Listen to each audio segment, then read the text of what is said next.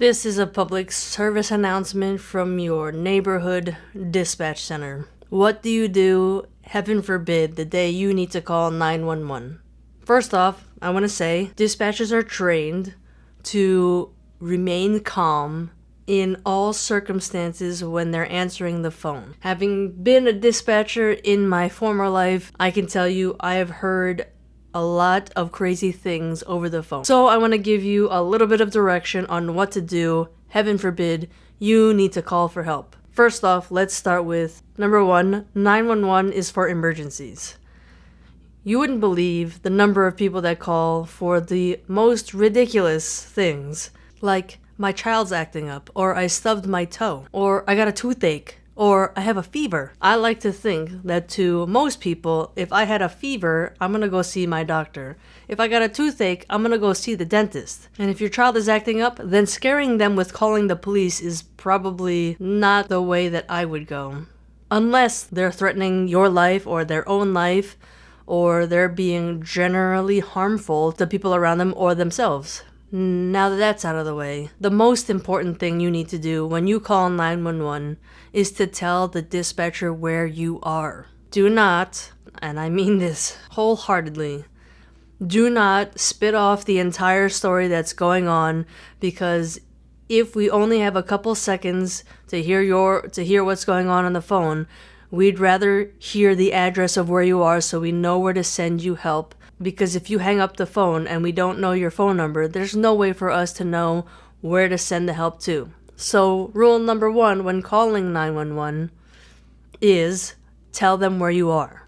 Part number two of calling 911 is making sure that they have the right phone number they can call you back at, just in case the phone gets disconnected. Depending on the area that you live in, you may or may not have good cell service or phone service, but it would be really helpful that if we got disconnected completely, there was a number we knew that we can call you back at. And the third thing to know about calling 911 is please don't get upset with the dispatcher. The person that's talking to you on the phone is not the person that's coming to help you. The reason we ask you for your address first is because we want to know where to send the help. In most cases, and this is true for the area that I live in, as soon as we get that address, help is already on the way.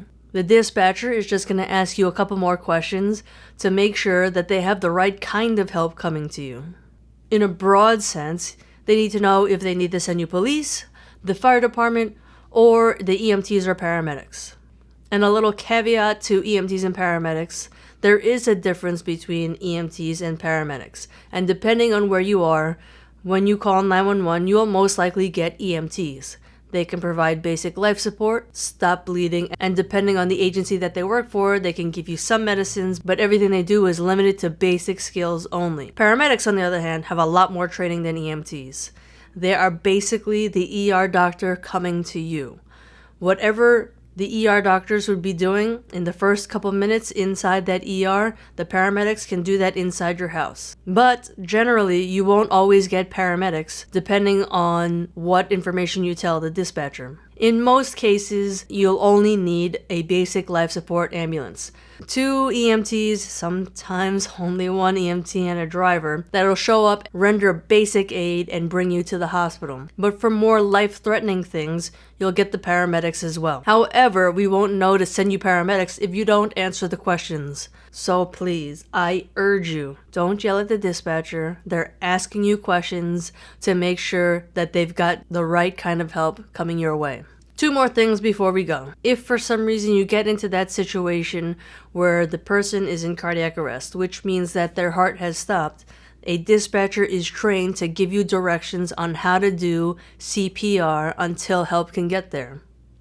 Listen to their instructions. If you don't understand what they're asking you to do, ask them to repeat it. And one final thought about calling 911. After you get off the phone with 911, we often ask you to turn on the outside porch light so that when help arrives, we know which house to go to first. Yes, first responders are usually familiar with the general area of where you live, but it's always really helpful when we have some way to mark which place that we're going to. And even better, if you're not the one that's hurt, go outside and wave down the ambulance so they can get to you quicker.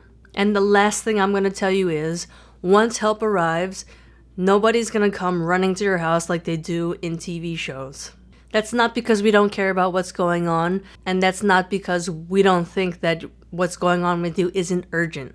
Oftentimes when we're responding to a house, we have to carry a lot of heavy equipment. And if we run with all that stuff on us, that's increasing our chances of falling and then getting hurt. And if we get hurt, then we can't help you. Not only that, but if we start running, then we start increasing our heart rate. And haven't you ever, after running someplace or running up the stairs, you feel your heart beating so fast, sometimes you feel it in your head, and it's hard for you to concentrate? Well, it's the same thing when we get on a call. The more calm I am and the more relaxed I am, the better I can treat your family or you. So there it is, a couple things about calling 911. Make yourself a little mental checklist. Hopefully this never happens to you, but now you have a couple tips on things to think about if you have to call 911. If you found this helpful and you want to know more about how to be prepared in the face of a disaster, consider subscribing. And until I see you in the next video, if you prepare for the worst, you'll be ready for anything.